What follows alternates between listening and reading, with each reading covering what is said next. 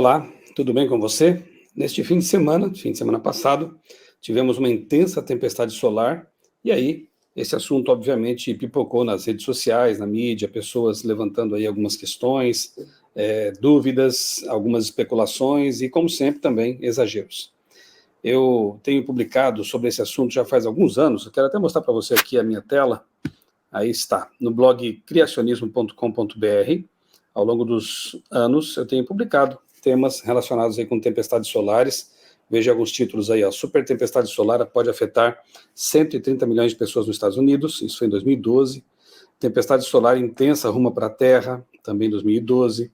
Terra escapou por pouco de forte tempestade solar, daqui a pouco eu volto a esse ponto aqui, 2014.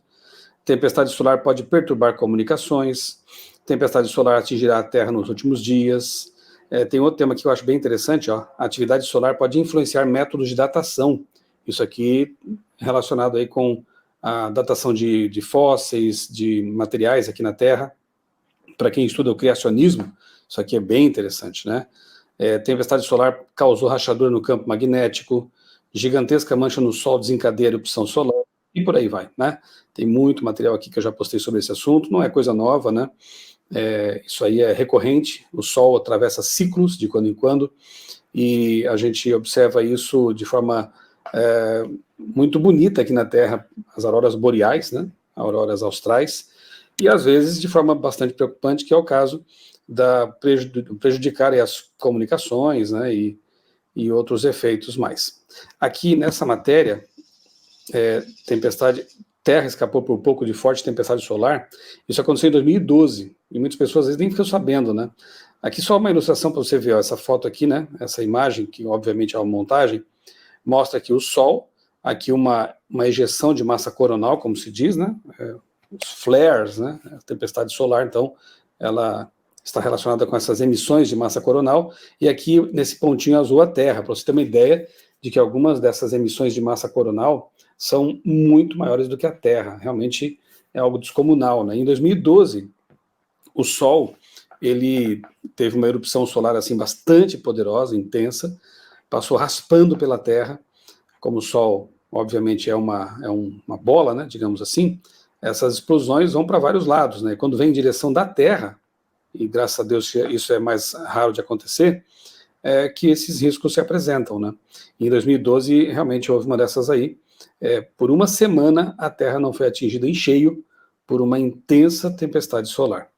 Graças a Deus, literalmente graças a Deus, a Terra dispõe de um campo magnético, né, que nos protege dessas erupções e das radiações solares letais. Então, seja grato a Deus pelo campo magnético. Em 1859, houve uma intensa tempestade solar, que foi conhecida como evento Carrington, e naquela época não havia assim dispositivos de proteção e também a humanidade não dependia tanto da energia elétrica quanto hoje, né? Então, muitos transformadores de energia foram queimados, telégrafos, né, foram queimados, afetou bastante, especialmente ali o hemisfério norte, Estados Unidos. Se uma tempestade semelhante àquela acontecesse hoje, sem proteção, que pegasse em cheio a Terra e pudesse aí prejudicar os sistemas de navegação por GPS, por exemplo, destruir alguns satélites, seria realmente algo bastante catastrófico para o nosso planeta, né? Eu convidei um amigo para falar mais sobre esse assunto. O nome dele é Saulo Oliveira Cantanhede.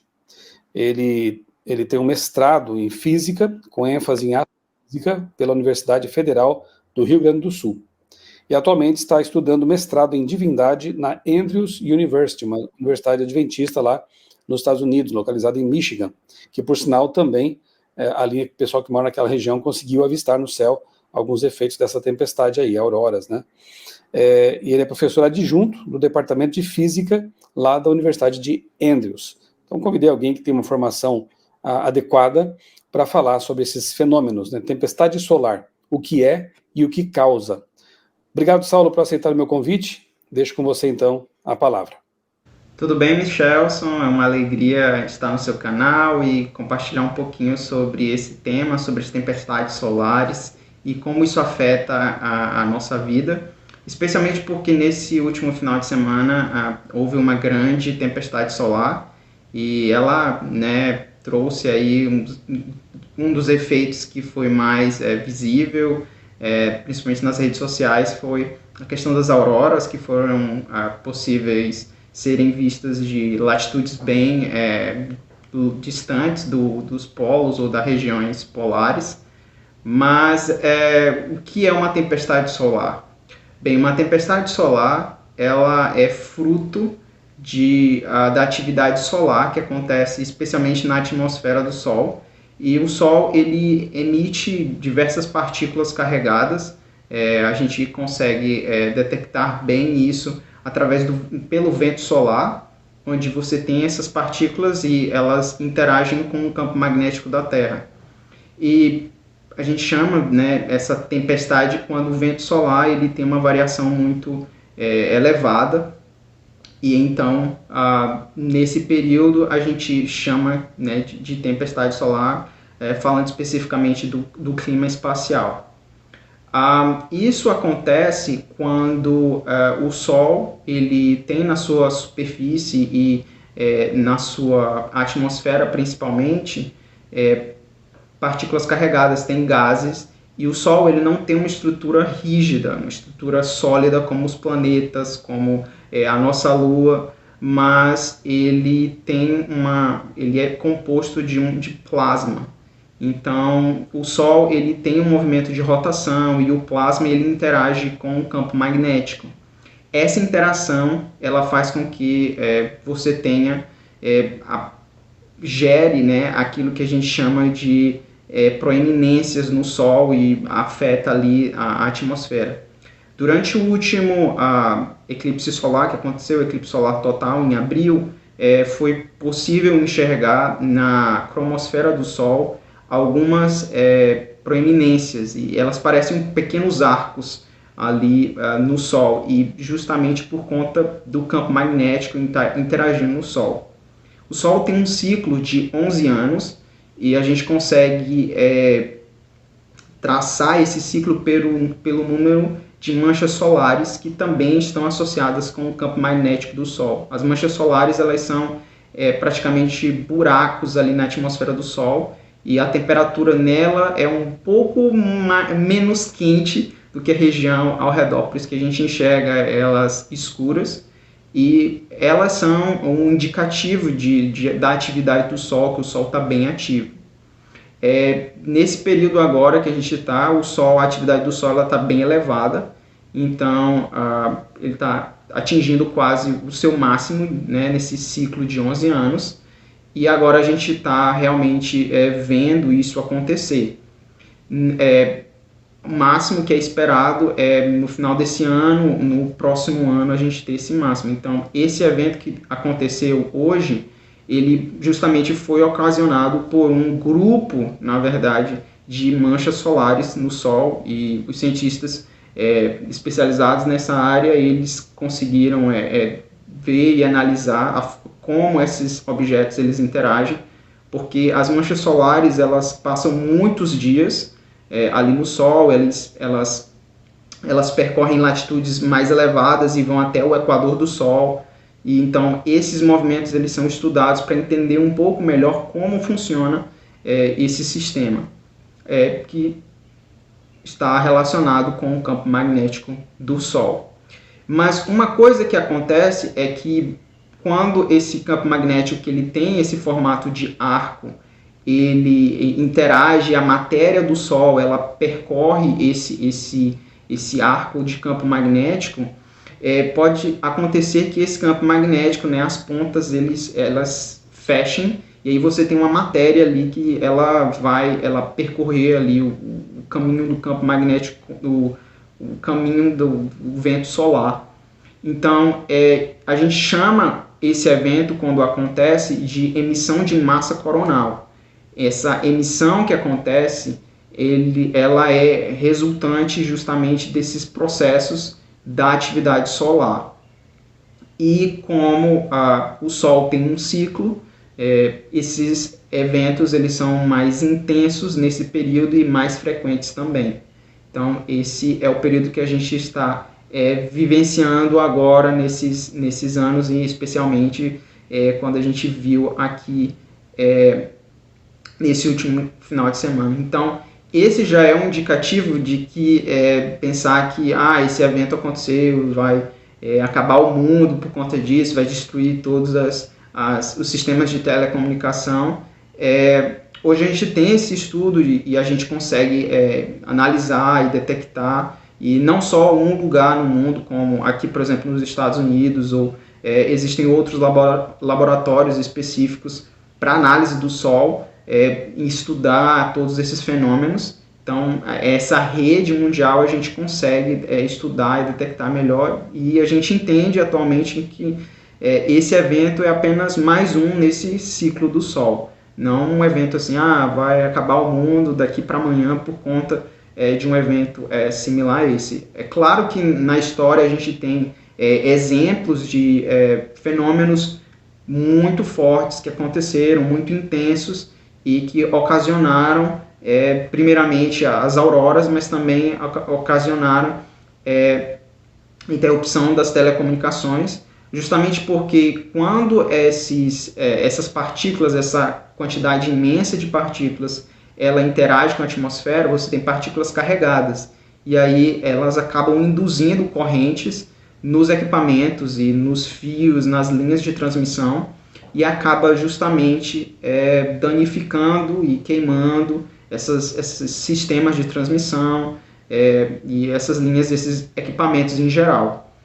Atualmente, quando a gente percebe que vai acontecer isso, primeiro a gente tem observatórios, satélites que enxergam isso, e como a luz ela viaja mais rápido do que a matéria no espaço, então a gente primeiro enxerga o que acontece ali, e alguns dias depois essa matéria ela chega no nosso planeta, e aí a gente tem tempo para se preparar, desligar sistemas, ou talvez para mitigar realmente esses efeitos, porque nós não podemos controlar, ainda não dá para ir lá no Sol e desligar, aumentar, resolver. Não, a gente só precisa realmente remediar o que acontece aqui.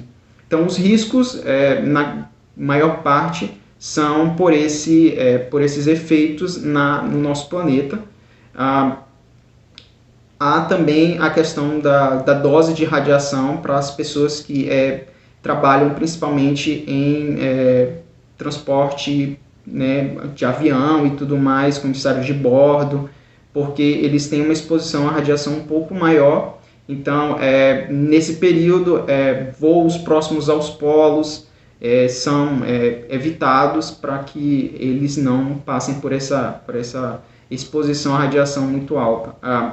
Astronautas na Estação Espacial Internacional sofrem um pouco de risco maior, porque a própria atmosfera, o nosso campo magnético, ele nos protege por conta dessa interação das partículas, para que não aconteça e possa danificar a vida aqui no planeta.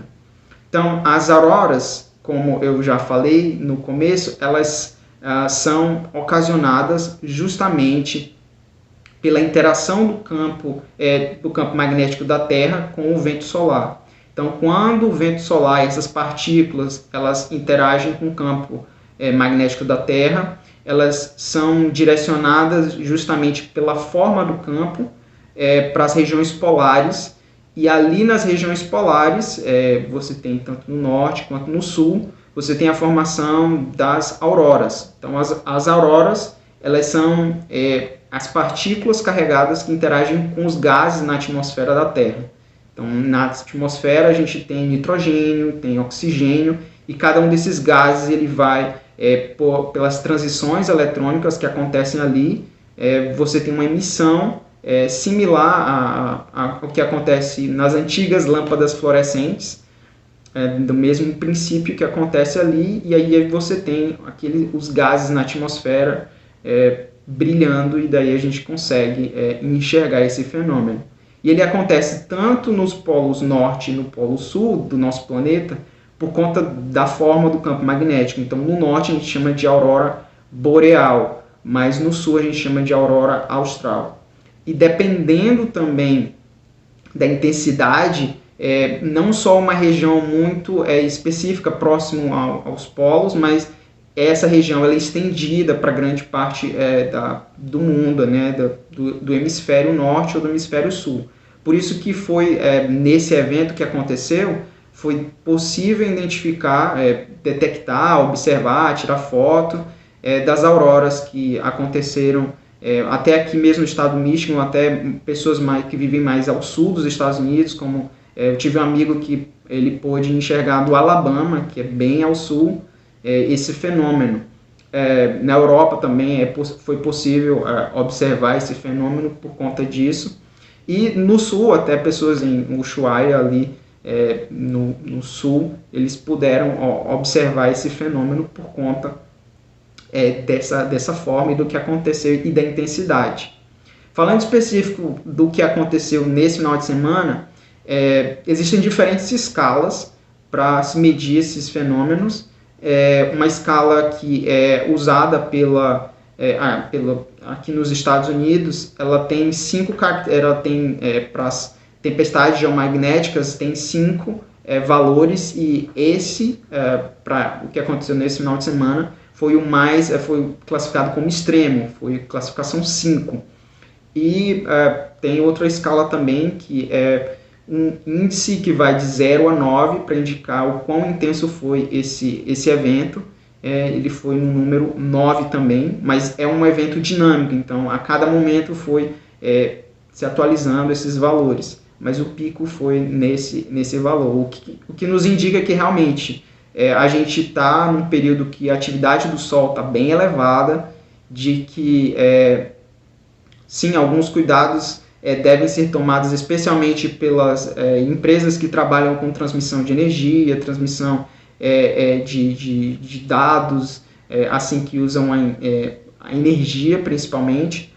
Então, mas para nós, para o público geral, a gente pode ficar tranquilo que a atmosfera, o campo magnético da Terra, nas latitudes que a gente vive, especialmente no Brasil, a gente pode ficar despreocupado quanto a isso, e a gente pode esperar que outros fenômenos como esse possam acontecer até o máximo do ciclo solar, e depois vai ter uma diminuição desse evento. Eu agradeço a oportunidade de poder compartilhar um pouco, e espero que esse vídeo possa ser informativo e trazer mais informação para vocês com relação a esse tema. Obrigado.